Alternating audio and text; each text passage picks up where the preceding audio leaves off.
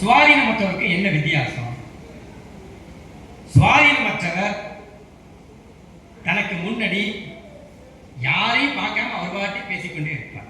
அவர் எதிரில் உள்ளவரை பார்த்து பேசிக்கொண்டே இருப்பார்.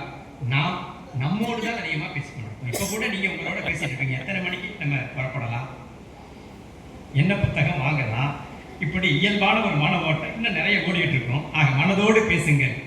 சுயத்துடன் பேசுதல் சுயநலம் அல்ல. தானாகவே பேசுவது என்பது வேறு, தனக்குள் பேசுவது என்பது வேறு. அவர் கொண்டு வரார் பாருங்க. உள்ளுக்குள் நடத்தும் உரையாடல் மூலம்தான் பிடித்தது எது என்பதே நமக்கு பிடிபடுங்கிறார். விருப்பு வெறுப்புகள் வெளிச்சம் பெறும். உலகில் பாதியை ஊதியமாய் கொடுத்தாலும் விருப்பமில்லாத வேலையில் வெறுப்புத்தான் மிஞ்சும். என் நண்பர் ஏபி சார் அது நல்லா உணர்ந்து கைப்பற்றுகிறார். உள்ளத்தலையவே உயர்வு என்பதால் உள்ளத்தில் உள்ளதை உள்ளபடி உணர உள்ளத்தை படியுங்கள்.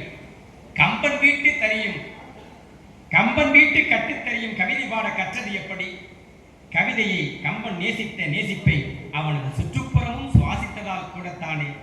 உரசி பாருங்கள், உங்கள் உதடு பேசுவது உங்கள் வார்த்தைகளையா என்று திரும்ப திரும்ப உரசி பாருங்கள். மறந்தும் சுமக்காதீர்கள் மற்றவர் கனவை, மறந்தும் சுமக்காதீர்கள் மற்றவர் கனவை. பிடித்ததை விடாதீர்கள், பிடிக்காததை தொடாதீர்கள் என்று அந்த ஒரு பகுதியை முடிக்கின்றார்.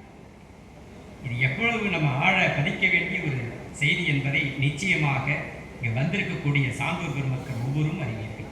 இப்போ நம்ம வாழ்க்கையை நம்ம கொஞ்சம் திருப்பி பார்க்க ஆரம்பிச்சிருக்கோம். என்ன பிடித்ததை தவற விட்டோம், இல்லை பிடித்ததை எந்த அளவுக்கு லாபமாக பிடிச்சுக்கிட்டோம் என்பதையெல்லாம் இந்த ஒரு